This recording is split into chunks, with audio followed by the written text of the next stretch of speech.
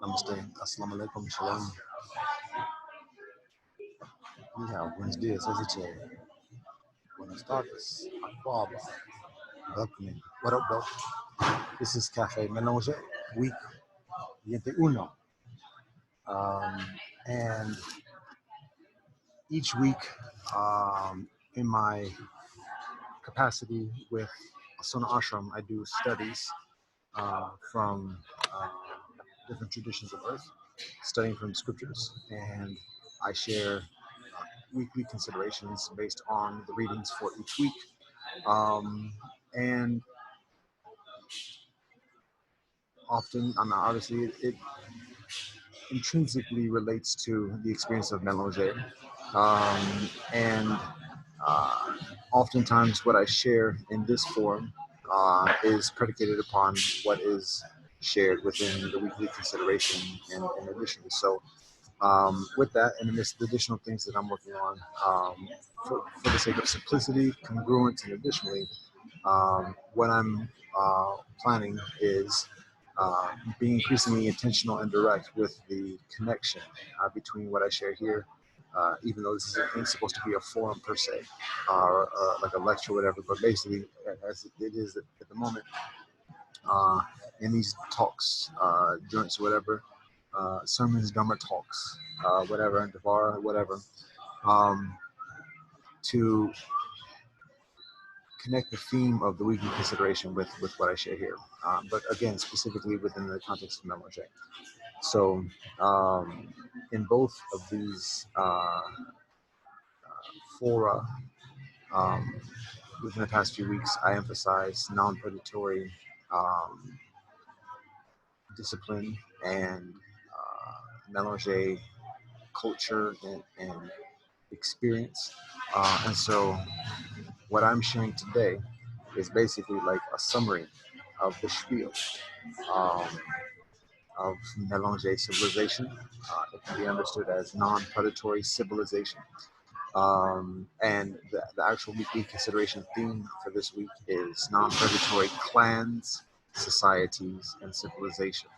And so something like concentric circles to the larger experience of the shared collective. Um, so this is like the culmination of stuff I've been working on, or I've been involved with for a number of years, even decades.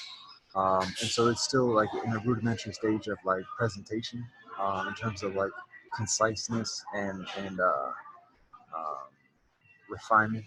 However, um, it's very substantive in terms of like the message and the guidance,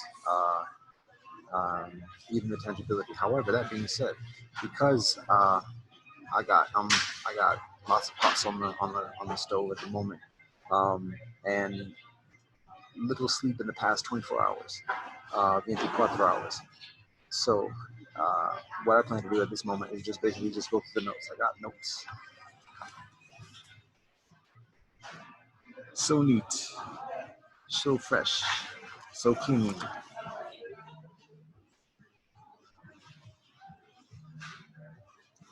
Oh, that's not it.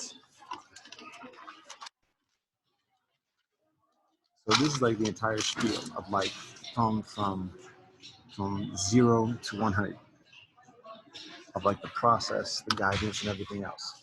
From where we exactly are at this moment to where we are, where we each respectively and collectively want to be, or supposed to be, or already are, and maybe just don't know as much as we want to.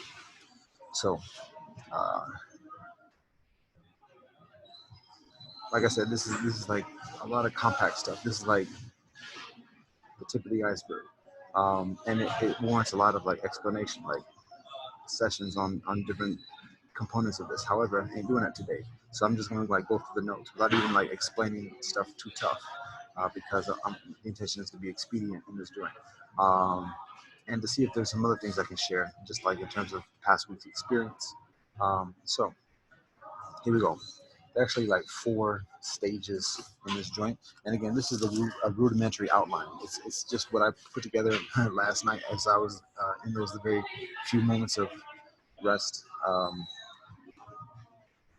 just drawing a sketch outline, a sturdy sketch outline um, of this sequence. So basically, it takes us, or it shows us, or it shares with us again, like I said, where we are at this exact moment, with our struggles and our triumphs and everything else, wherever we are, individually and collectively, and then as as respective individuals, as respective families, as respective circles and villages, societies, and then as a civilization, um, what we want to be, and how we get there. How do we do that? Um, this shares like concepts, principles, teachings from the different traditions of Earth, that are ancient and eternal, and very, very contemporary. So here it is. Quattro stages. So the first stage is awakening. I'll say what each stage is.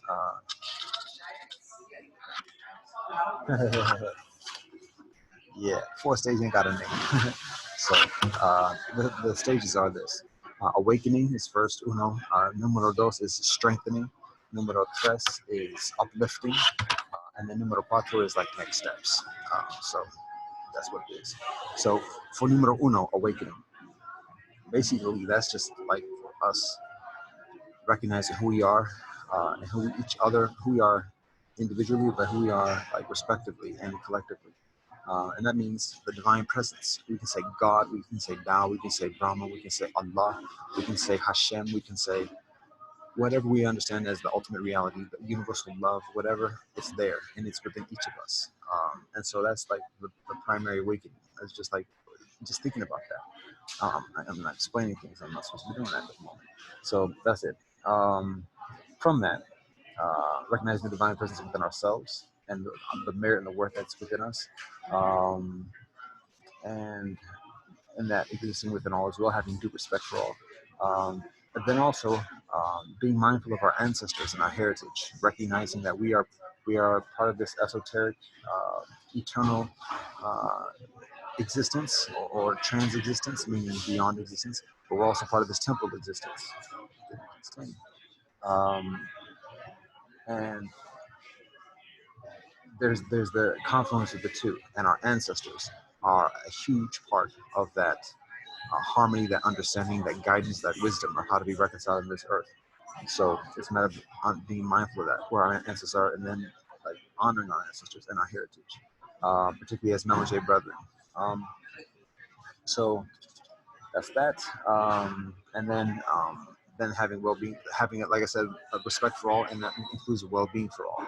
And that leads us to just the mere consideration of non-predatory civilization. Like, can we actually live without feeding off of the suffering and the death and the pain of others, whether that's other human beings or even other sentient beings? What does non-predatory civilization look like? What does non-predatory behavior look like? But before we get into like the details of that, just think about that and just consider like even just like the possibility of that. Um, so then, with that, there's a mindfulness of ethical discipline. Like if there is some type of harmony that we want to experience, we have to have some kind of like ethics and like discipline and protocols and virtues to practice. And so what we share is with Melange is honesty, sobriety, veganism, marital fidelity, and ethical economics. And that ain't me talking. That's uh, ancient traditions talking. And there's additional details with that. But just thinking about that, like what's the benefit of each one? Honesty, sobriety, veganism, marital fidelity, and ethical economics. Thoroughly think about, yes, some of them might not be convincing up front, immediately, off jump, off rip. But thinking about that and what's like the pluses and the minuses that come with that, with each one. Um, and again, this ain't committing, this ain't practicing. It's just thinking about it. And then the third one is patience. Patience is the foundation of all benevolent things that humanity experiences: love, truth, acceptance, forgiveness, uh, everything. Um, and there's a formula to cultivating our patience, or stacking our patience chips, like cultivating a bank of patience. And it's three steps, tres steps. Numero uno, being still. Just stop, just stop. Numero dos, be quiet, shut up.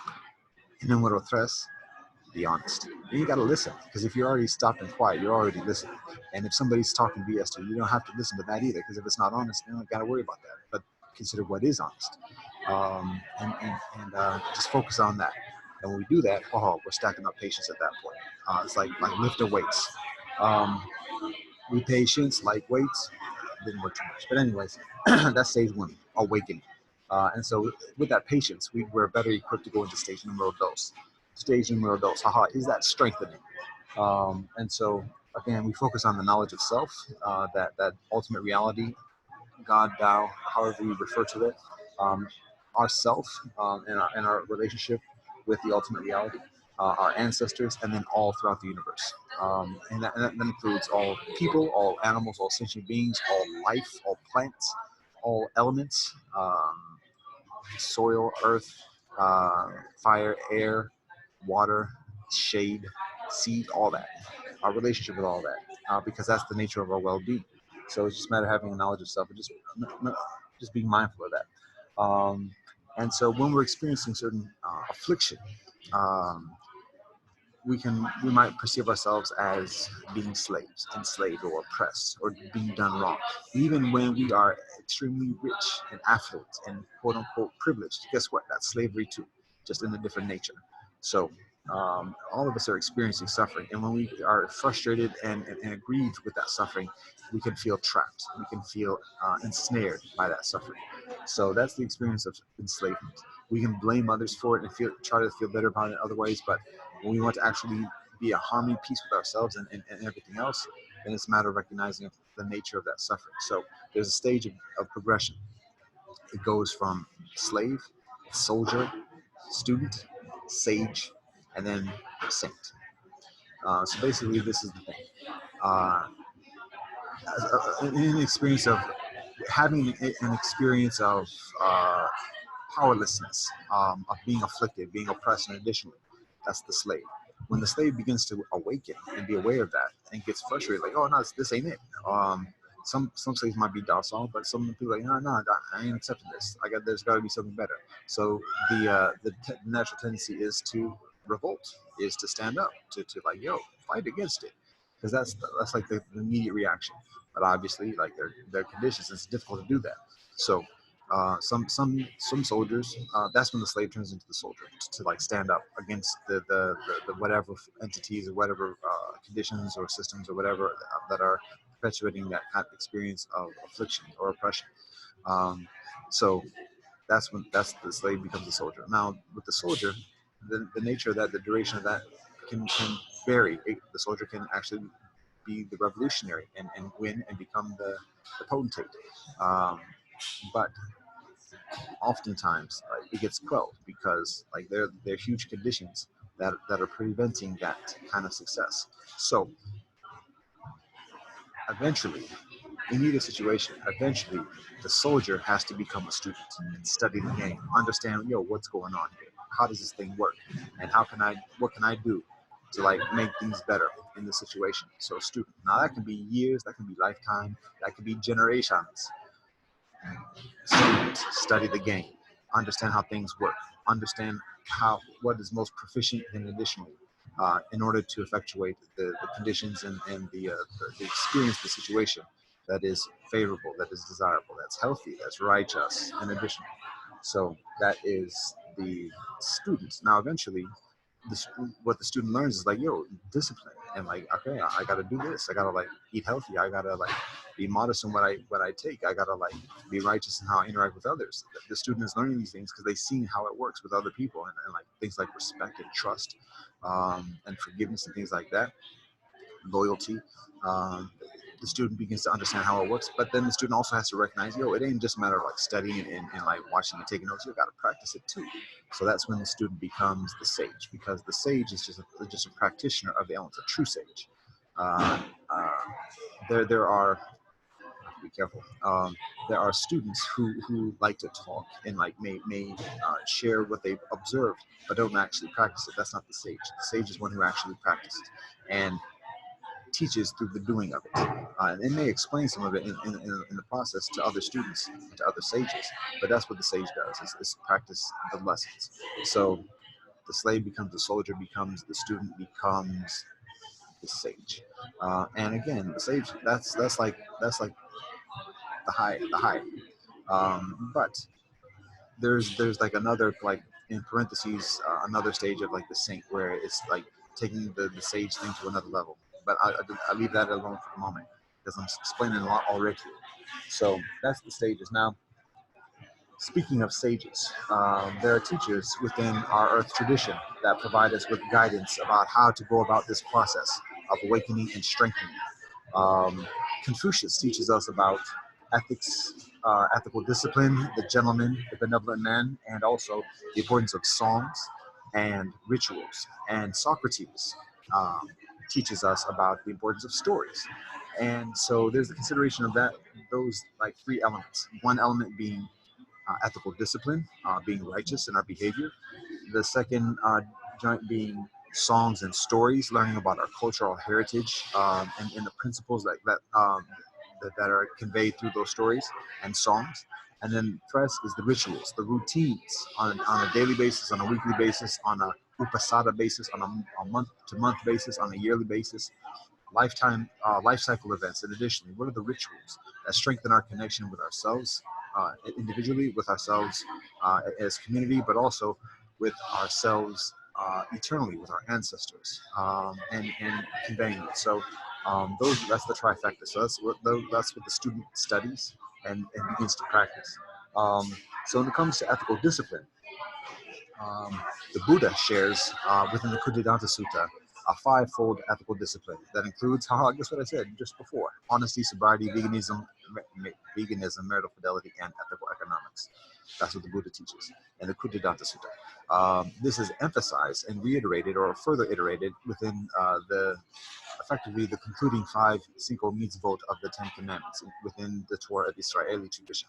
So basically, it's do not kill, do not steal, do not commit adultery, um, and do not lie, do not bear false witness. And then the fifth one is do not covet. But it's not exactly a thing. But then there are additional teachings within the Torah that also emphasize uh, sobriety. And our Israeli brethren go, hold up, wait a minute. Now, what about wine on Shabbat? But it goes into details with that. But anyways, um, it's emphasized. The same principles are emphasized. Uh, Jesus emphasizes this when a brother goes up to him and says, "What do I have to do to get eternal life?" And Jesus recites those exact same principles from the Torah, and he adds additional ones about honoring far and more, and then the golden rule, obviously, as well. But this is also in Jain tradition. We can look at the Anivrata. Um, I'm getting into details at this point, but the Anivrata is ahimsa, ahimsa, anikadva, aparigraha, brahmacharya, aseccha. I didn't say it in the right order, but that's basically it. It means non-violence, truthfulness, um, non-possessiveness, uh, ahimsa, as, ahimsa, satya, ahimsa, non-violence, satya, truthfulness, aseccha, non-stealing, aparigraha, non-possessiveness, and brahmacharya, chastity. So again, it's very similar, and also in Jain tradition there is sobriety. There is a prohibition against alcohol and intoxicants. Um, this is shared within the Quran. Specifically, we can look at Surah Bani al Israel, and the teachings, the guidance that are provided within the Quran, specifically against not killing, and additionally, now again, you can say, wait a minute, the Quran says you can eat meat, not just it can eat, but you got to eat meat almost. So that can be that's we can have discussions about that. We can also discuss about what the Sunnah says about the behavior of the Prophet Muhammad sallallahu alaihi wasallam. Pronunciation is being improved. Um, but specifically, we can look at Surah Al-Bani Israel as an emphasis, as a confirmation, as a proclamation of this fivefold ethic. Um, Patanjali teaches this within Hindu tradition as well. The same exact five principles as the Anivrata within Jain tradition. So again, those. That's like a huge breadth of human civilization, of Earth traditions and Earth civilization. that emphasize these principles. And this is recognized within world ethos by the Parliament of the World Religions. Again, it's other than exactly coinciding, but the world ethos that's professed by the Parliament of the World Religions is four principles: uh, nonviolence, truthfulness, non-stealing, and basically sexual propriety. Um, a lot of people are holding on to the intoxicants. So, anyways, ethical discipline, it strengthens us. Um, that's some tangibility right there. Now, in terms of songs and stories, um, this is so essential. Um, it's a matter of getting connected with our ancestors, strengthening our connection with our ancestors, um, our connection with amongst our generations, the elders, the adults, and the children. Having the same frame of reference, knowing the same songs, being able to sing the same songs by heart, by memorization, celebrate the same songs, celebrate the same stories, sit at a dinner table, and then talk about these stories, particularly amongst our rituals. And additionally, um, that's so important for social relationships, social interaction, understanding, teaching, cohesion within amongst families, amongst villages, amongst communities, amongst societies, amongst civilizations. So um, stories and songs, so essential. And Socrates emphasizes that yes, we need to know like the factual stories, the things that actually happen, that we understand actually happen in this life, from our forebears, our ancestors, our prophets, and our sages. But also, it's beneficial. It's actually important to understand or to share fictional stories, those things that we recognize as creative storytelling or creative narratives, because that provides us with perspective and the principles that are healthy and strengthening within our lives. So, um, for Millinger Brethren, these songs and these storytellings are a critical part of uh, strengthening our experience of our own respective Mélanger heritage, whatever our mixed heritage is, our collective Mélanger heritage of Earth, the major um, elements of the respective cultural traditions of the entire Earth, and thus our experience of pluralism, healthy respect and understanding and interaction, cooperation, and trust amongst the different cultures and traditions and peoples of the Earth, and beings of the Earth. So songs and stories essential for that. So, and again, specifically for Mélanger Brethren, it is important for us to know our personal heritage, where our fars, respective fars come from, where our Moors come from, to know that specificity as much as optimally, um, and to honor that optimally as well. Um, but then also, we also, as Mélanger Brethren, we also benefit from knowing, aligning ourselves with the entirety of Earth, because as a collective, and we terms of talk about like allegiance and stuff like that, there aren't any boundaries within Mélanger, and so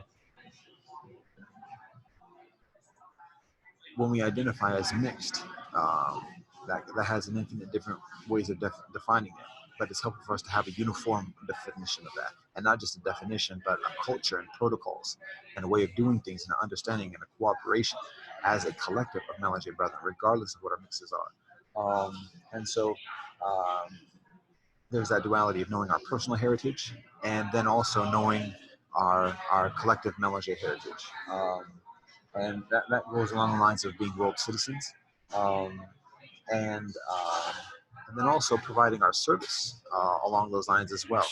Whatever talent that we're blessed with, applying that for the well-being of those immediately around us, but also with a mindfulness and a direct intentionality with the collective of the entire Earth.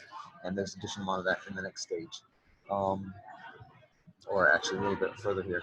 Um, So yeah, that's about it. Also, particularly emphasizing service, whether regardless of what our occupation is, whether it's a healer, whether it's a teacher, whether it's a laborer or whatever, like doing it with a mindfulness of the earth, the entirety of earth, as a world citizen, as in accordance with our Mélanger heritage, um, and uh, that being said, it's also beneficial to be mindful of what services, what occupations, what professions are increasingly um, benefited by our melange experience, diplomacy, um, uh, anthropology, social studies, what are referred to as liberal arts, the humanities, places or professions where empathy, understanding, cross-cultural interaction, commerce, business, economics, politics, all that, even religion and spirituality. Um, there is a certain pluralistic advantage for being melange. So the consideration is how we being intentional with that and how we what we study and how we prepare ourselves for our careers, for our occupations, and providing the service. It's about to get noisy in here because they're serving food. Um, Food is being served, and we're only on stage 2 at this point. Maybe 10 minutes. We'll see how we do. So one other thing with the it's actually should be in ethical discipline, but I'm gonna put it here as a song. Haha. Wealth ethos. So I mentioned briefly before wealth ethos from the Parliament of World Religions. It's actually a thing beyond the Parliament, and it just signifies a shared set of principles and ethics that are shared by the different traditions of the earth. And I mentioned different variations of that. There's a list of principles that can be identified, and I share here. Ahimsa, Ubuntu, Veritas, Chaya, Shu, Maka, Huga, Samadhi, Shema, Shibono, Nara.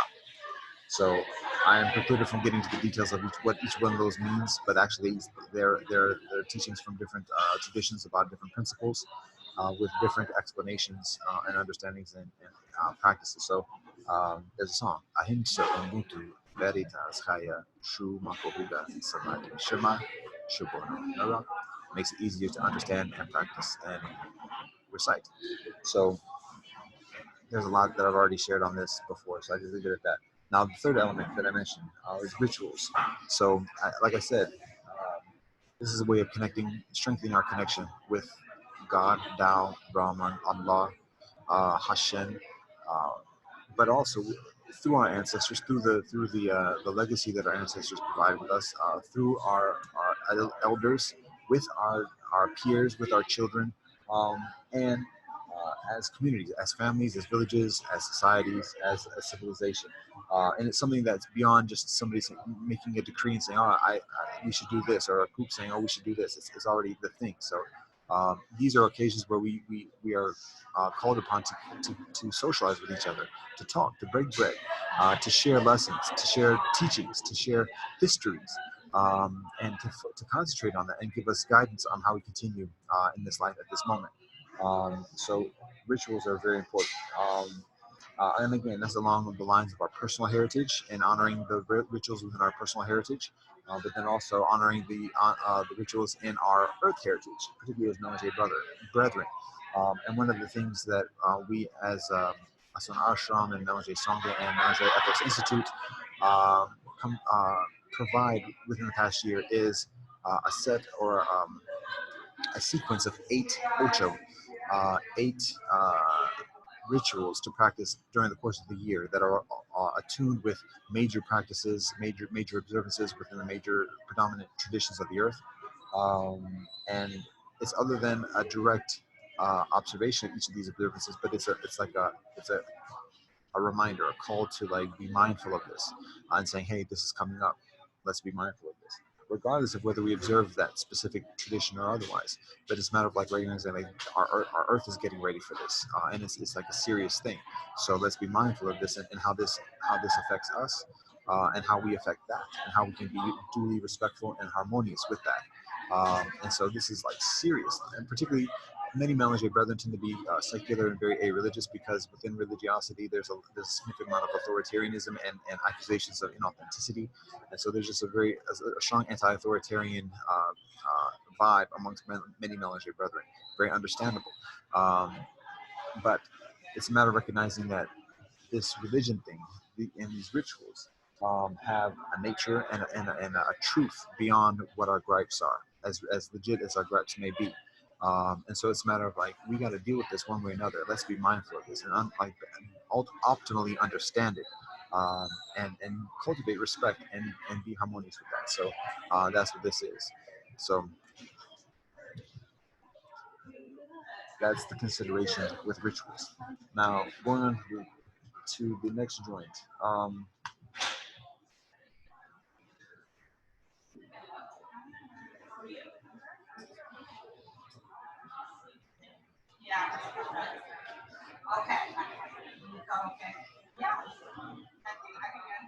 So as we conclude or wrap up this stage of dose of strengthening, there are a few considerations. One is resolution, um, and this is a matter of recognizing again our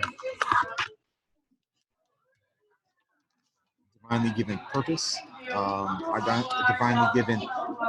I didn't mention this too much actually at the beginning. I meant to do that. At the very beginning of awakening, when we recognize the divine presence, it's also a matter of recognizing our divine purpose. That like we are here for a reason, and we are here. I mentioned the notion of providing service, but it's not just a matter of service. It's a matter of recognizing that in our merit, in our worth of being here. It's not just a matter of just having this divine presence within ourselves. It's a matter of having like a mandate. Let me be mindful of this. Having a guidance, a calling. Each of us has a divine purpose in this life, and to provide for the well-being of others. And we do it in different ways because we have different talents. And so that's part of the process of awakening, of recognizing that divine purpose with the divine presence. Um, and then I was meant to say that at the beginning of this joint. But then as we kind of like go through this process of recognizing the ethical discipline and the stories and songs and the rituals, um, to have an additional amount of intentionality in actually like going from the student to the sage of actually practicing this to a certain degree, uh, and and and as a way of encouraging us to do that, having additional motivation. It's a matter of again recognizing the divine purpose, like the divine presence within ourselves, like give this merit and affirmation, confirmation, and then also the divine purpose, recognizing that we have a talent, we have a skill, we have a trait, we have a gift that we're blessed with, and that is, but we're blessed with the purpose of sharing it with others and improving the well-being of others. And so uh, we identify what that is. We develop that. We hone our craft, develop our skills, and then we provide our service to promote the well-being of others. And through that service, we are compensated with nourishment and sustenance, and additionally to sustain ourselves within this life. And that's the nature of the relationship with others, with other beings, with the elements, with our ancestors, with God and the universe as well. So again, we revert back to the notion of patience, as in this process, because amidst the ebbs and flows and the challenges and everything, we have to like be patient with ourselves and forgiving and understanding and persevering, gambaru. Um, and so we have patience, we have discipline, and we strengthen our routines.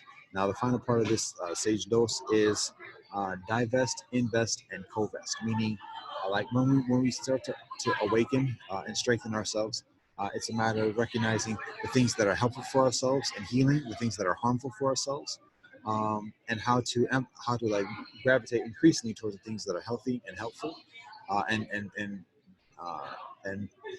keep at a distance the things that are hurtful. And so, in divesting is a matter of uh, distancing ourselves from those things that are hurtful, that are harmful, even though they might taste nice or smell nice or whatever else. It's hurtful, and so when we awaken to that, like, okay, we don't need this. How do we like, maintain proper distance from the things that are providing us hurt? And then simultaneously, what are the things that are healing? This is, it might not like taste as sugary, sweet, and salty and fatty as everything else, but I'm feeling nice with this plants and this and the other. Investing in that, investing in things that are healthy for us, that are strengthening for us, that are healing for us, and then co-vesting, meaning that who else is investing in the same things that we're doing, and how can we like cooperate with each other and like build build what we're doing collectively. So that's like the end of the second stage. Then we get into the stage number tres. We're nearly there. We're nearly there. So this stage number tres is uplifting. And so this is when that cooperation gets systemic, and we start to like do the routines, and we start to like cooperate with others and build with others and the things that are healthy and healing and strengthening for ourselves. And we start to build like a pattern of doing things. We start to build systems, and we start to build institutions that facilitate this, that are doing this work. And when we do that, that builds civilization. Um, and so the consideration is that when we find these things that are healing for ourselves, and because as Melange we are the earth, we are the entirety of it, it means it's healing for all our earth brethren. And that means it's non-predatory. It doesn't feed off of any one group or any other group's suffering or subjugation or oppression or anything else. It's non-predatory. So that's where we get the non-predatory civilization experience. So there are a different number of systems that are a part of this non-predatory civilization or melange civilization, and not all melange civilization is necessarily non-predatory, and not all non-predatory civilization is necessarily melange. But this is just the coalescence that I'm communicating. So within this civilization, there are a number of different systems. There's religious or religiosity, spiritual system. There's clan system. There's political system. There's economic system, and then there's social caste system. So I'll give some basics on each of these. Melange, as like a further introduction to the concept of melange civilization and non-predatory civilization, it's a matter of uh, at this moment recognizing melange people, melange brethren, that how we are basically immigrants. We are immigrants that are arriving at a new consciousness of uh, experience, of pluralism, and just like uh, just like immigrants from another land migrate to another land and speak a different language, have different customs, and additionally, in being melange, there are different language. It's a different language. There's a different style of communication. There are different customs and protocols, and like a different kind of protocol or wisdom or way of doing things that we often we each learn just by ourselves and cope navigating through life. But then we see like other Melange brother doing, like learning how to be quiet and like get along with how other people are doing things. And it's again, it's the same experience like immigrant people do when they don't know how things are going. That's very much what the melange experience is. But the thing is, everywhere we go, that's what it is. So the consideration is, as we awaken to this experience of being immigrants, um, consciously, uh, being conscious immigrants, um, or immigrants to a new consciousness, recognizing that as we arrive into this new consciousness, finding the things that are increasingly supportive and strengthening within our experience. As I mentioned, ethics is a significant way of doing this because through the ethics, again, not just are we personally strengthened, but we strengthen the trust that others have towards us when they recognize that what we're doing is like helpful and contributing to society.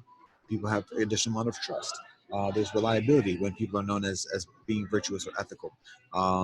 There's intrinsic authority that exists within ethics. When somebody's living righteous, that speaks for itself, and that's one reason why others trust.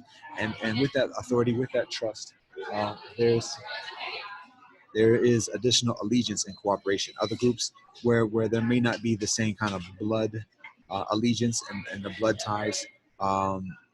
There's a certain reputation. There's a certain recognition of like, okay, that's what these people are.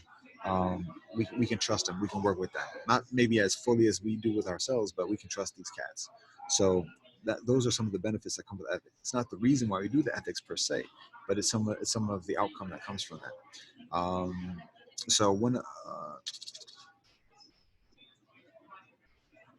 in that consideration, as we awaken to this experience of being immigrants into a new consciousness, um, there's the consideration, like immigrants do, of establishing mutual aid organizations and mutual aid institutions where we recognize that we're in similar boats, and that we have an interest in like bringing it together and helping each other. Here it is. Um, so we're just going to continue. We're almost here. So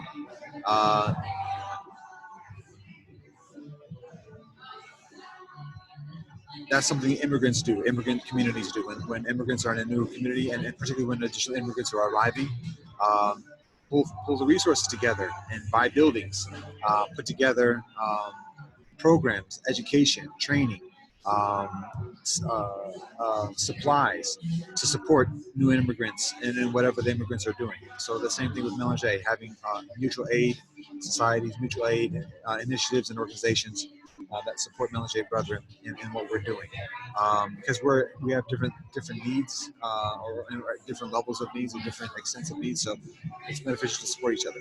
Now, one other consideration before I go into the systems is that recognizing like the benefits and the limitations that come with the different pursuits that we maintain in this life, particularly how our wealth benefits our progeny.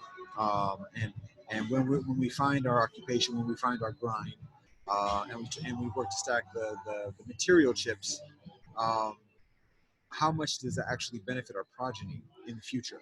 And how can we see this as evidenced from the past? And it's just kind of like as a general observation, I'll share this.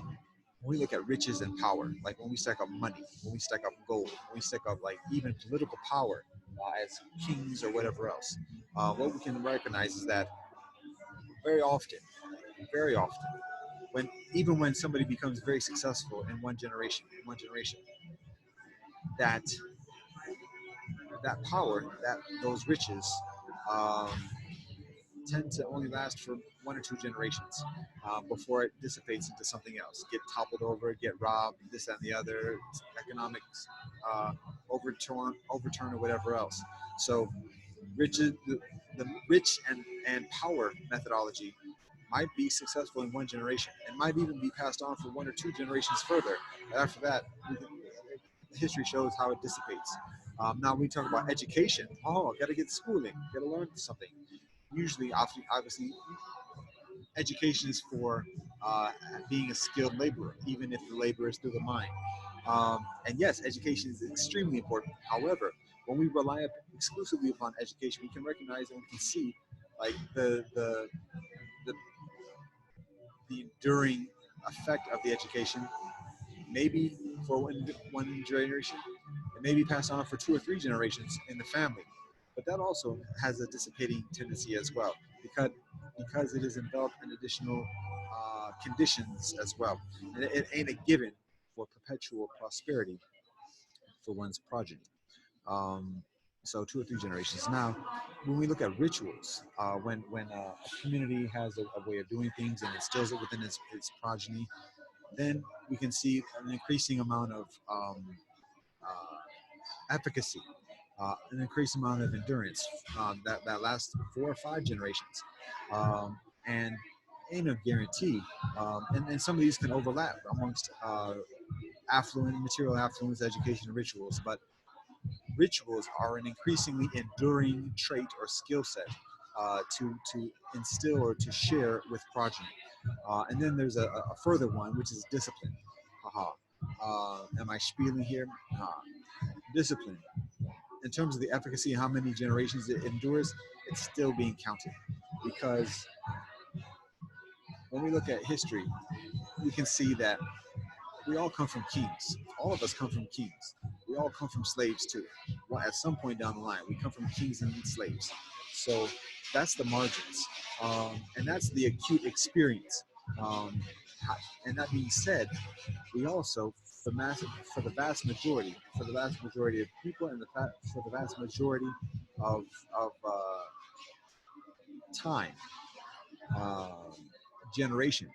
We come from the middle zone, and in that middle zone, amidst the ebbs and flows of the power and the ebbs and flows of the riches and everything else, um, amidst the ebbs and flows of the rituals of adherence and additionally.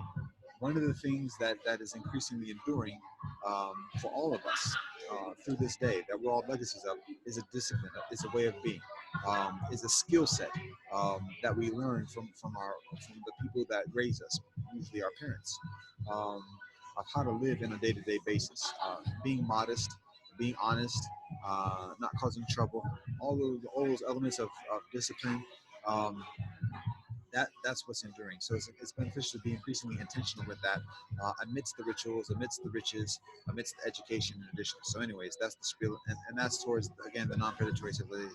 Here are the systems: religion, clan, political, economic, and social caste. So with religion, much of that is rituals, as I already mentioned, um, and within our Mélanger joint, Mélanger civilization, there is compatibility and flexibility with each of the religions of humanity, because Mélanger emphasizes ethics rather than per se a system of belief. And so religion tends to deal with the heaven, and Mélanger, or I should say, much of the significant differences between religions pertains to heavenly proclamations or heavenly assertions or heavenly conclusions. Mélanger focuses on earthly economics, excuse me, earthly ethics, and the harmony that we experience on Earth. And amidst that, there are many myriads of conclusions and beliefs that are maintained pertaining to the heavenly realm. So Mélanger provides itself as a uh, a cohesive um, methodology of interaction within this earthly realm, and thus there's intrinsic compatibility and flexibility with the many different religions of the earth. And so that's what can be stated regarding religious system. Um, so that's it. Now, clan system. Um, with the clan system, um, what we are cultivating is predicated upon the Haudenosaunee, the Iroquois Confederation, the Guyana Goshoa. Again, pronunciation is improving. Um, So in this clan system, it is based. It's effectively a matriarchal system. It's based upon language, the language that is spoken by the mother, the Moor, and that is conferred onto the children. And so clan affiliation has further implications because that gets into our political system, which I'm going to get into. But basically, the matriarchal leaders of each clan select the chiefs, the male chiefs, to be the political administrators, to deal with government and security, and make those decisions. The matriarchs elect or decide who what male from the clan is going to be the chiefs to sit in the circle and make those decisions. Um, and then also matriarchal clans contribute 10%, 10% of income towards the cooperative system. Um, so those are some like the basic components of the clan system and like how it operates. Now we go into the political system. Uh, First off, the political system is an ethocracy. Oh, I got it out. Ethocracy. Basically, it is a rule of ethics, and so through that, it's other than a democracy of rule of people per se, of people having a vote. It's other than a dictatorship or a monarchy of a rule of a king or a despot. It's a matter of ethics, and people who ascend through the hierarchy of the political system are those who practice an increasingly strict and austere ethical discipline. And through that, anybody can do that. Anybody can decide to practice that kind of ethical discipline. Um, but that involves actually doing it and being held accountable for doing that or for not doing it. So anybody can do it, and those who do it are the ones who make the decisions. Now, in making the decisions are made through consensus process, and that's just it.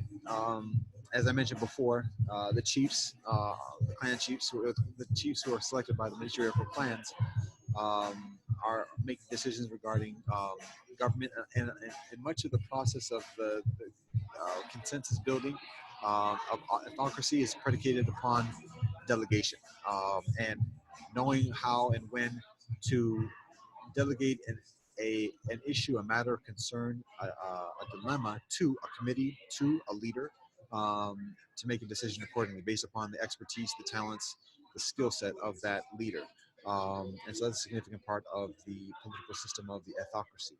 Um, so Oh, the chiefs also practice adhere to the limited vow, which is those five ethics that I mentioned: honesty, sobriety, veganism, marital fidelity, and ethical economics.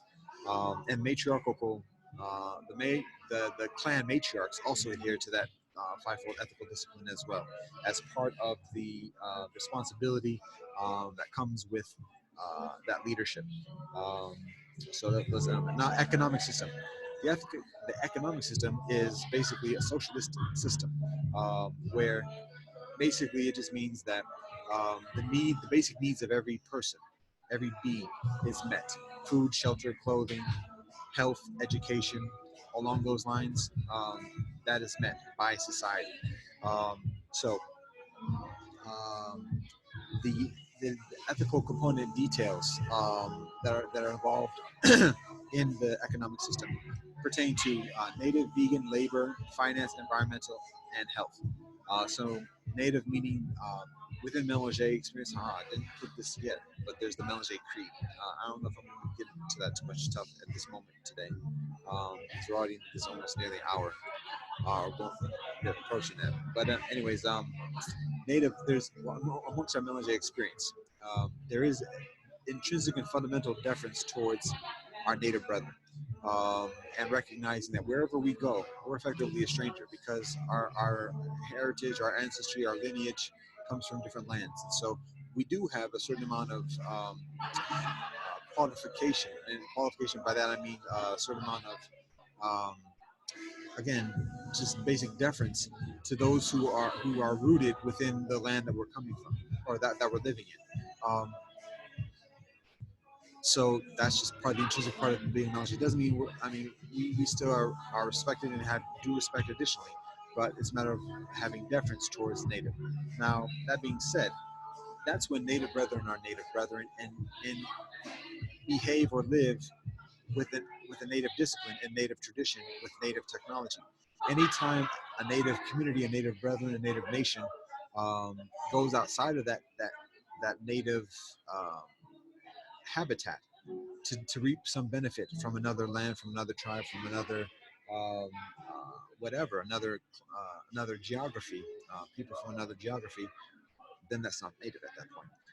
And then we do have additional amount of standing concerning the conditions involved in that. So there's a fine balance, a lot of details that come with that. But anyways, that's part of the notion of when we make economic decisions about how we our relationship with the elements, with the nature and each other. It's with that with recognition and deference to native. Again, vegan is part of it, and being having a discipline of ahimsa along those lines, nonviolence, um, labor, making sure people are provided, compensated in a fair way, finance, no debt, and honesty within how contracts and ventures are are arranged. Environmental, making sure that however we draw from the earth, Mother Earth in Amaka, that we are providing due respect and harmony within Amaka, and for the well-being of all life on this earth and in this universe. And then health, making sure we're healthy, and making sure that our economic decisions are promoted our health.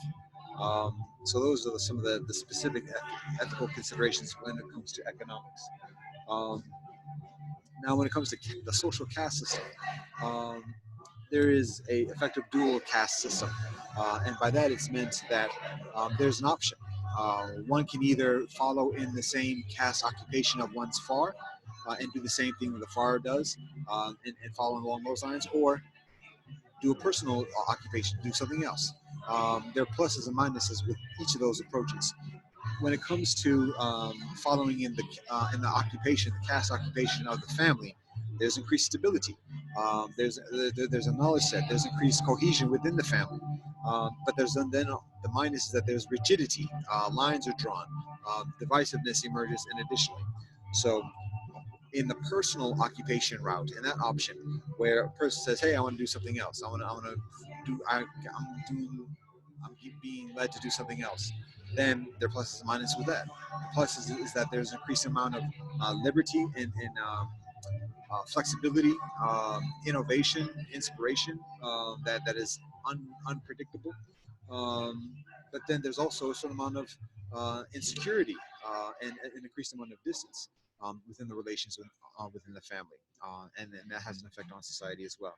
So, but that's each one's own prerogative, as it always is. But it's just a matter of society uh, absorbing each of those methodologies within the fabric of and the framework of society and the civilization, so that when one makes a decision along those lines, it's still part of the norm of civilization and society.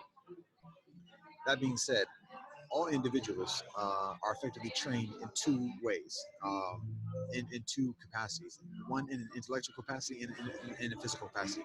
For an intellectual occupation and for a physical occupation. Um, and that is a way, that is a method of having proper respect, regardless of what one specializes in, actually like derives a livelihood from. Still having a knowledge set and experience within an occupation of the other set, whether it's one is an intellectual, like an engineer or a lawyer or something like that, but still having experience at working in the field as an agrarian, knowing how to pick weeds and things like that. Having a due respect for that, and experience and respect for that, so there's an increased amount of cohesion within society.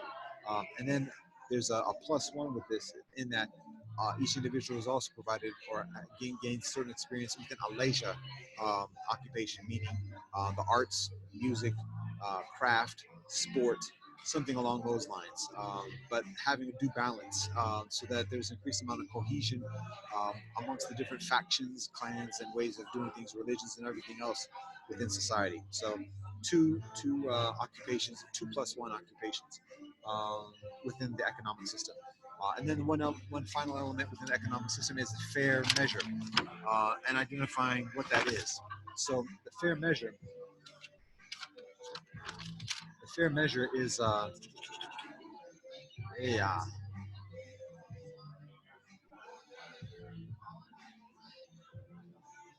the fair measure is the methodology for pricing products and services within the economy. Um,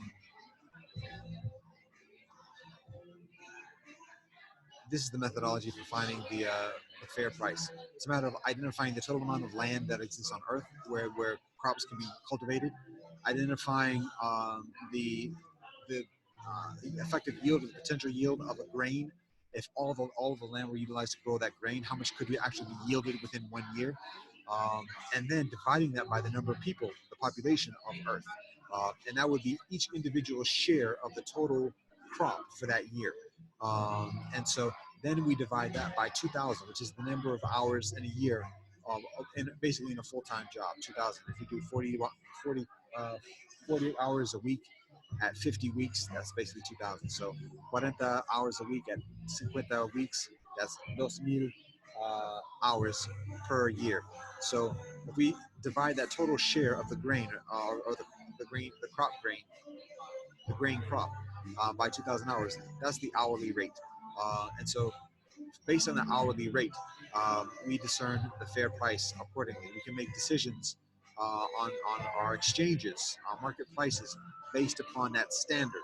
And everybody has a certain intrinsic, intuitive sense of valuation, because there's a tangibility with that. And so that's how we establish the fair rate. Now, um,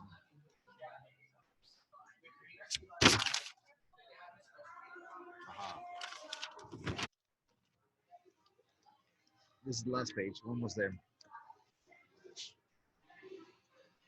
Um, when it comes to the social caste system, I mentioned the dual caste system already, but uh, the social caste system, in terms of like the hierarchy, how it's established, within the context of ethics, it is that there's like a hierarchy, and that might seem counterintuitive to what I described in terms of non-predatory, this and the other, um, but this is where it is at the moment. As I said, this is provisional. And it's actually, I'm not even, this is actually ancient. So I'm just communicating it. But in terms of like melange civilization, I just share it as it is at the moment. The top tier, there's actually two joints. One is the monastic life, where there's adherence to a strict ethical vow, and then the other one is an ethical discipline where there's adherence to a limited ethical vow, but not effectively monastic. So that's both of those are part of the two tier. One being further stricter than the other. The second tier, tier numero dos, um, is accepting guidance. What the Buddha, and it is based upon teaching again from the Kudzidanta Sutta of the Buddha. But the second tier is accepting guidance, and basically that means um, studying the rituals, accepting the guidance, but not actually practicing or taking a vow to practice the ethics. The third stage is the gift of dwelling places, which is basically philanthropy. The fourth stage, stage number cuatro, is perpetual alms, which means like regular, modest giving um, to support the community, support charitable interests, and additionally, and then the cinco stage is open largesse, meaning like irregular, grandiose kind of contributions, which might seem big, but it's actually just like one-off type stuff. So it's still beneficial, but it's kind of like the least favorable type of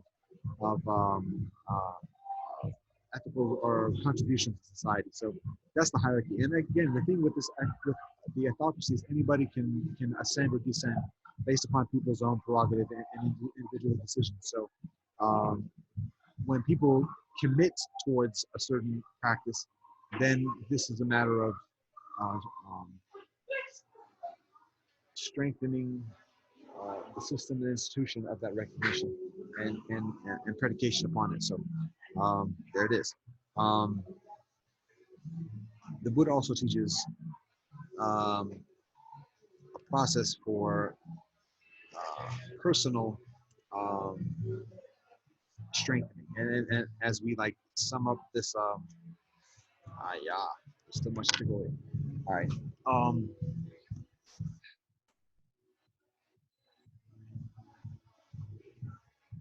as we sum up this joint of the second stage, actually, this is the third stage. Yeah. So Buddha teaches a three-step process for strengthening um, our walk in society. The first is the noble discipline of living a righteous behavior. And the Buddha teaches that when we live a righteous behavior, that gives us the opportunity for being increasingly mindful of enhancing our concentration, our thoughtfulness, our understanding of the way things are. And so that's the second stage. It's having a noble concentration um, and and um, and being mindful. Where before we might have been caught up in the rat race or whatever, when we're righteous and we like pull back from the things that are harmful, then we have additional opportunity to like reflect about things and think about it, concentrate it, and then be intentional and continuing to do things that are healthy and healing and righteous. And when we do that, we get to the third stage, or the third step, which is noble insight or um, perspective or gifts, something along those lines. But basically, when we cultivate that mindfulness, that concentration, there are certain capabilities that are provided um, that are less evident and visible um, by the senses. So that's the third stage. So I just said that as part of that education system. I didn't mention that actually in the first joint because it's not in the notes.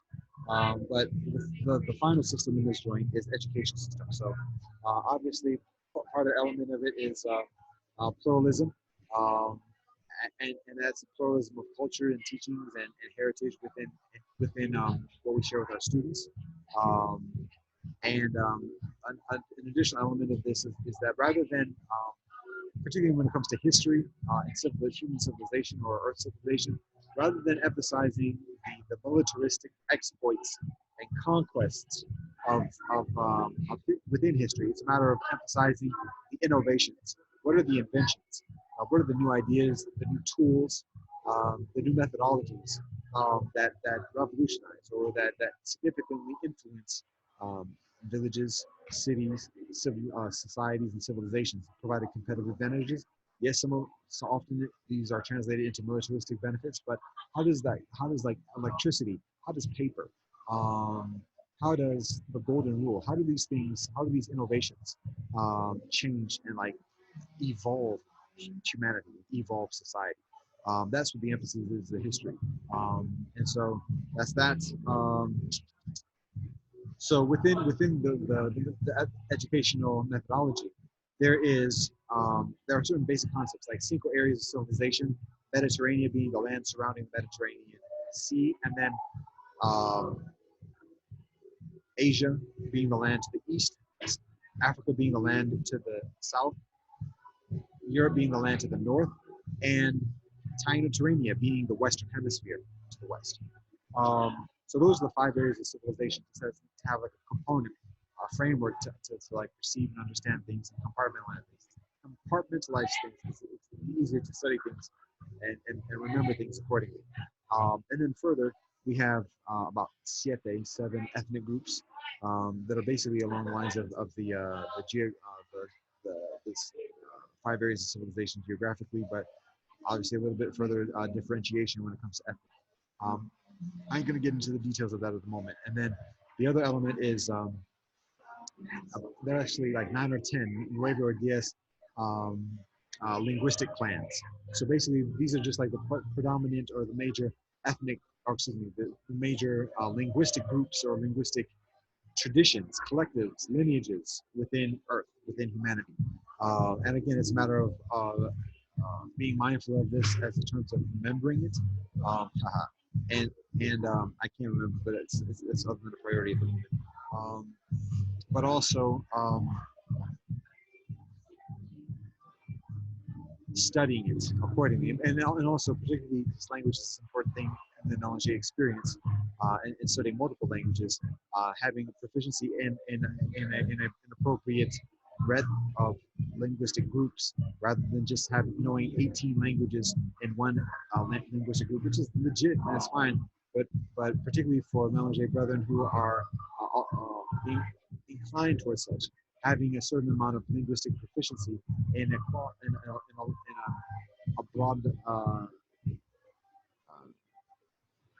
spectrum of linguistic groups. So I'm going to backtrack and just say the ethnic groups. It's 7. Let's see: East Asian, South Asian, uh, Mediterranean, which includes Arab and Israeli, um, Iberian, European, African, and Native Western Hemisphere.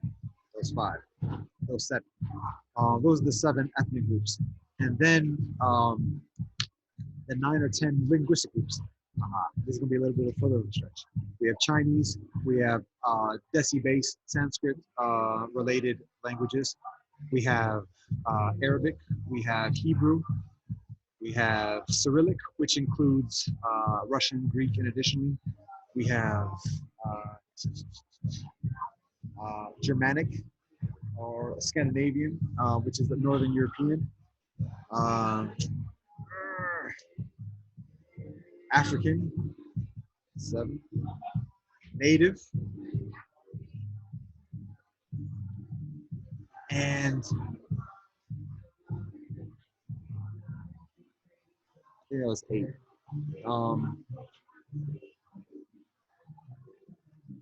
I think Latin was the other one. And then mélanger, meaning like a mix, because that's the nature of language. It's continued process of evolution. Mélanger being the 10th one. So, anyways, I'm gonna leave it at that. That's my rough estimation at the moment. The other category, as a basic frame of reference within our studies and in our practice, and additionally, are the river zones. So, amidst the Earth, there are basically around 35 or so, 35 major rivers on all the different continents, effectively around the Earth. And so, in terms of like understanding the topography of the Earth and how that affects civilization, recognizing how humanity tends to gather along oceans and rivers, and particularly where rivers meet oceans. Having an understanding of where the oceans are, the major bodies of water, and including the fresh water in the Western Hemisphere and the Eastern Hemisphere, the Northern Hemisphere, and then the Southern Hemisphere. That's a little bit of a mind teaser right there, a brain teaser. But also the rivers, knowing where the major rivers are, and then understanding human civilization within the context of those rivers because our souls grow deep like the rivers. That's a reference. Um, so there are about 35 river zones. And that's another frame of reference for understanding civilization and perpetuating civilization.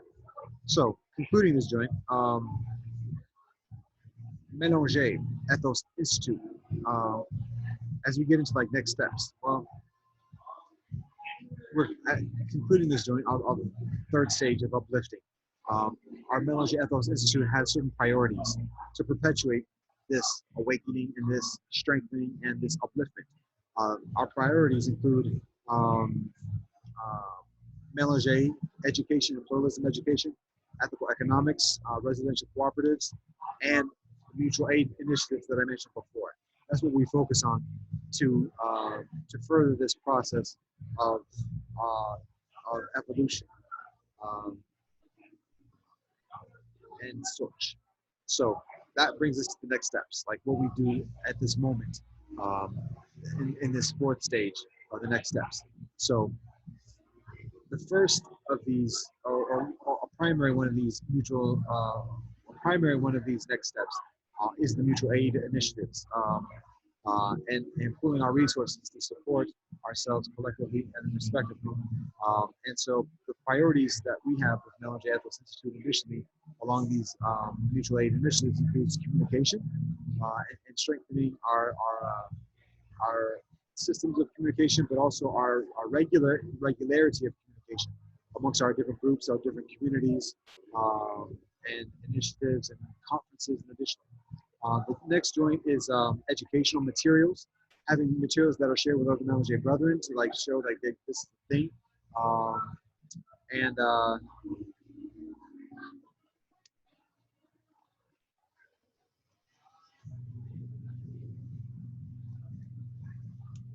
this is an example of a materials that is shared as a frame of reference, as an educational tool. Um,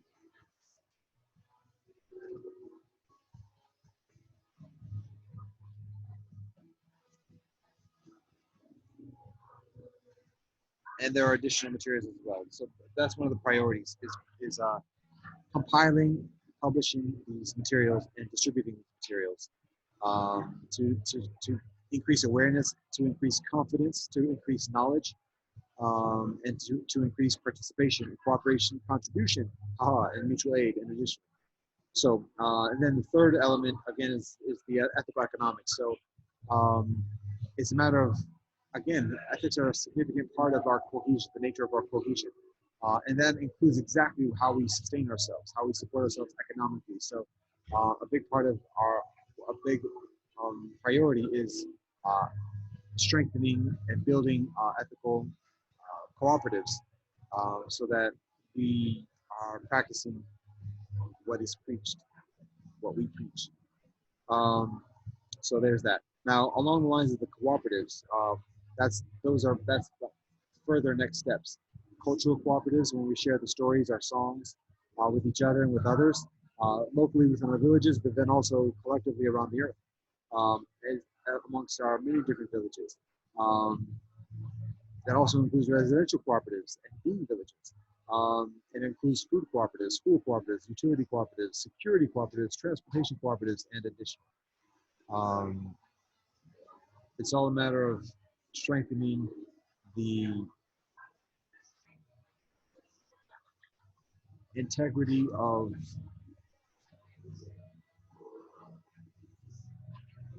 well-being, self-determination, authenticity in who we are in our walk as Melanie and as continuing continuing carriers of the legacies of our ancestors and our heritage. So those are the next steps. And then further steps are um, with all these systems in cooperation, establishing a currency, an ethics-based currency that facilitates exchanges along those lines. People talk about Bitcoin and stuff like that, but anyways, that it's along those lines. It's still going on. Now, finally, on all of all this journey, after an hour, Um, these next steps include conventional negotiations, talking with conventional institutions and constituencies um, to optimally facilitate this process. That includes property, property and territory claims, and our stewardship, our compacts of stewardship on the land where we live, open trade agreements, ethical empowerment zones, world social work, um, citizenship recognition within the different lands of our heritage, but also as Melange citizens and world citizens. Um, Communication systems, as I mentioned before, and building on the grid infrastructure as well as off the grid infrastructure. And additionally, those are just some of the elements. This involves diplomacy with governments, with intergovernment organizations, with the UN system, with local governments, with businesses, corporations, and commercial enterprises, with religious communities, with cultural groups, and additionally. So it involves the breadth of this type of interaction, understanding, and communication, and cooperation. So that's where it is. And guess what? That's where we go. That's it.